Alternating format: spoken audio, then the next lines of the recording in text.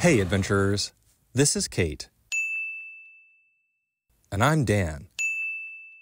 And this is our first backcountry snow machine adventure here in Alaska. Along with us for this journey is Tonia. And today has been a blast. But right now, we're in a bit of a pickle, and this isn't the first. We expected to face some unknowns on this adventure, but what we've uncovered isn't really the lesson we set out to learn. It turns out that any fun worth having comes at a cost, whether it's time, money, or effort, and it's usually all three. There's just no easy days when you're trying to recreate in the mountains. Case in point, trying to dig a snow machine out of a snowbank. But as we've come to learn, this is par for the course, and honestly, even though it may not look like it, this is really fun. So you might be wondering what could possibly be worth all this effort. After all, snow machining looks like it's as much work as it is play. But this is a means to an end, and we have our eyes fixed on a truly special place. An off-grid cabin tucked into the remote Alaskan mountains. But with our limited timeline, there's only one way we're going to get there. Luckily, once again, Tonia came to our rescue and was happy to let us use her second machine. We were looking forward to the peace and quiet of the cabin, but first, we needed to get there.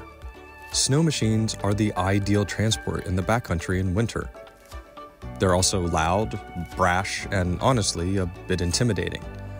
I've only ridden a snow machine once in my life, almost 20 years ago, and Kate's never been on one at all. We had 13 miles to cover before dark, and there was only one thing to do. Hop on, throttle up, and go for it.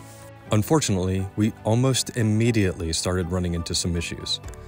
The sled full of gear that Kate and I were towing behind our machine kept breaking off, causing us to have to stop, backtrack to the sled, and try to reattach it. Also, Tonia's machine, while highly capable, wasn't really meant for slow, packed trail riding like we were doing, and there wasn't enough fresh powder to keep her machine from overheating. So while we made good progress, travel wasn't quite as efficient as we'd hoped. Luckily, more time on the machines meant we got pretty comfortable with them, and by the time we got to the cabin, we felt like seasoned pros. Though we were happy to finally climb off and enjoy some peace and quiet.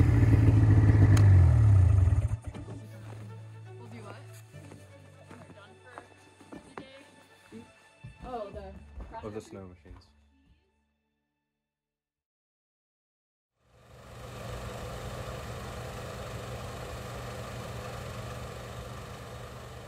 Hey everyone, welcome back to another semi-wild weekend, this time coming to you from one of the public use cabins in Alaska. This one is Swan Lake Cabin.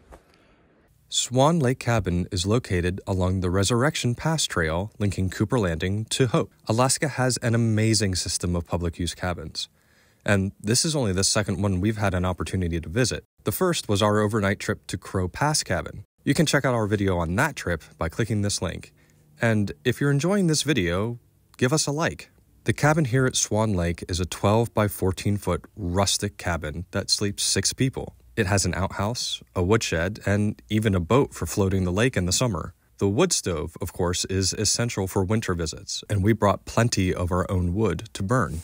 Tonia made short work of getting the fire going to warm up the cabin as we unpacked and settled in. As we grabbed a quick bite to eat, we warmed up our ski boots by the fire. We were eager to get out on that lake and do some exploration. This is one of the benefits of snow machining, being able to bring a variety of gear along with us with little concern for the extra weight. Had we planned a longer stay, hunting and fishing gear would definitely have made the trip. But with only a single night reservation, we kept things simple.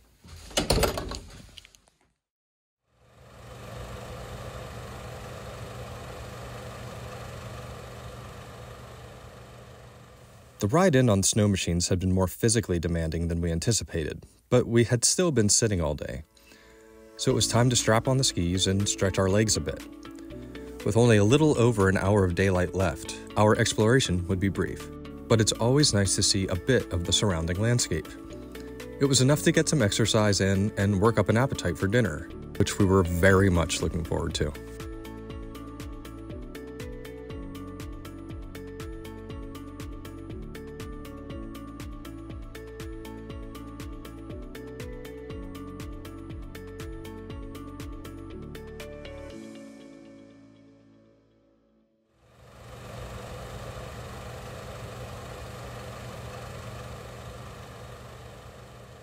There isn't too much to do, per se, in a remote cabin in Alaska in the dark of winter, which for us was perfect. After a day spent negotiating narrow trails on overheating and loud snow machines, some peace and quiet and forced stillness was a welcome change. It's the perfect opportunity to relax, play some games, and catch up with friends. Cooking food, telling stories, and sharing a small space makes great memories, and this is an evening we won't soon forget. It was well worth the cost of any inconvenience to get there.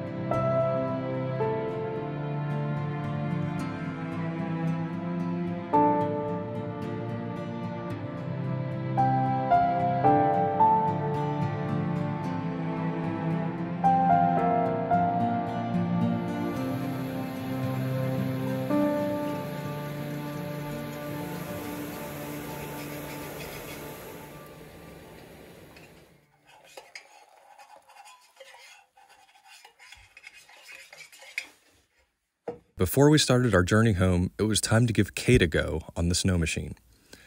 After some quick instruction from Tonia, they both headed out onto the lake for some good old-fashioned motorized fun.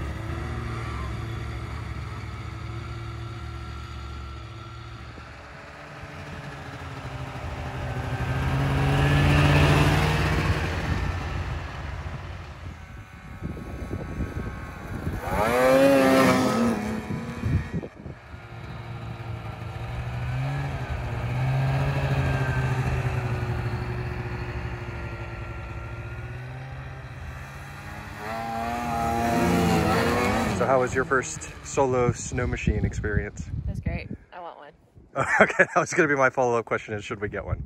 Yes. Okay, fair enough. We ready to head back? Yes. Alrighty. The trail back to the truck was the same we used to reach the cabin.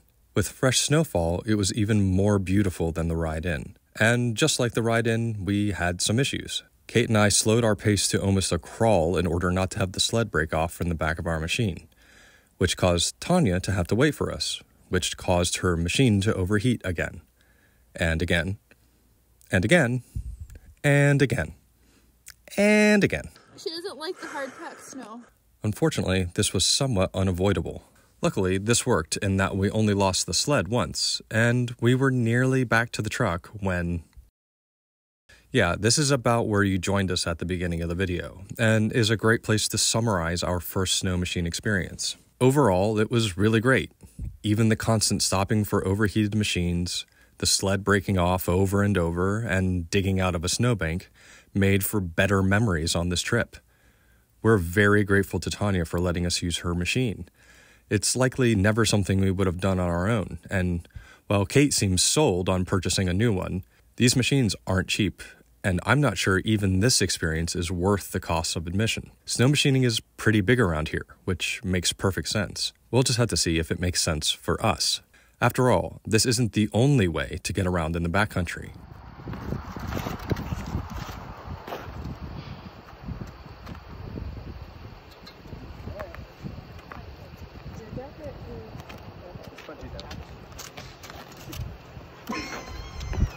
Yeah, I can move it. And we'll have a video featuring that coming out soon. Subscribe for more Alaska outdoor content, and we'll see you out on the trail. Are you not gonna hop on with me? No, I'm gonna record you guys.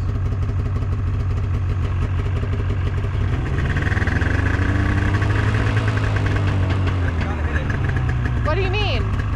Like, I'm just saying, like, it'll do that. It'll throttle up without moving. Yeah. You have to get it pretty good before it'll start. Okay.